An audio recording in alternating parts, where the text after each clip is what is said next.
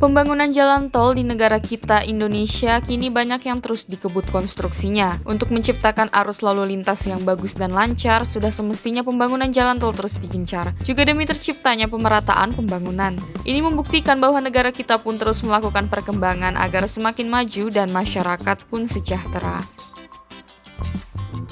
Beberapa proyek konstruksi tol terkini yang masih berprogres diantaranya adalah Tol Semarang-Demak yang hingga Mei 2022 ini progres seksi 2-nya sepanjang 16,31 km telah mencapai 81%.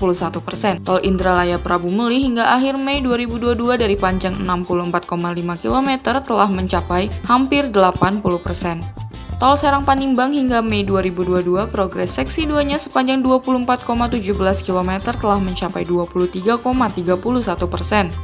Tol Pekanbaru Bangkinang sudah hampir 100%, dan beberapa tol lainnya yang masih berprogres seperti Tol Cinere Jagorawi dan Tol Japek 2 Selatan. Berbicara soal pembangunan jalan tol, beberapa hari lalu sempat ramai di Twitter soal salah satu jalan tol di Indonesia, yaitu Jalan Tol Cisumdawu yang dikomentari oleh salah satu warganet di Twitter. Ia mempermasalahkan soal desain sambungan tol Cisumdawu yang dikiranya berkelok-kelok seperti yang ada di gambar ini. Sedangkan ruas jalan tol Cisumdawu sendiri aslinya yang ada di bawah jalanan berkelok yang dimaksud itu. Hal ini mendapat tanggapan dari seorang ahli teknik sipil Universitas Gadjah Mada mengenai kenapa sebuah jalan bisa saja dibuat tidak lurus atau berkelok. Menurut beliau, dalam melakukan pembangunan jalan, tidak boleh memiliki jalan lurus yang terlalu panjang. Hal itu untuk menjamin keselamatan dan menjaga pengemudi agar tidak mengantuk saat melewati sebuah jalan. Pemilihan desain jalan dibuat berkelok-kelok, menurutnya juga karena adanya pertimbangan medan.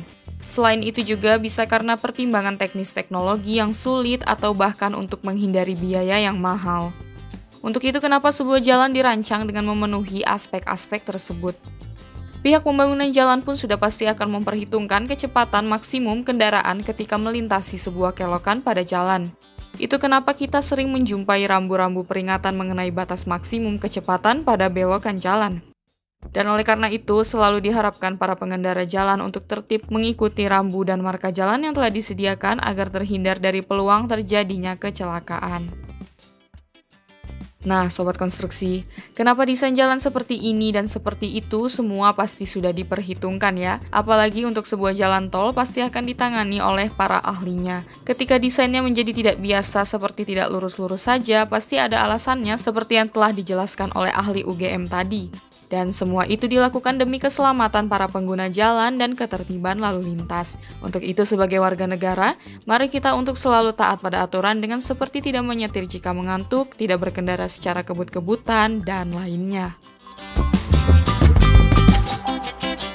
Terima kasih sudah menonton video ini. Jika kalian suka videonya, jangan lupa tekan tombol like dan nantikan video-video spesialis konstruksi berikutnya. Salam konstruksi!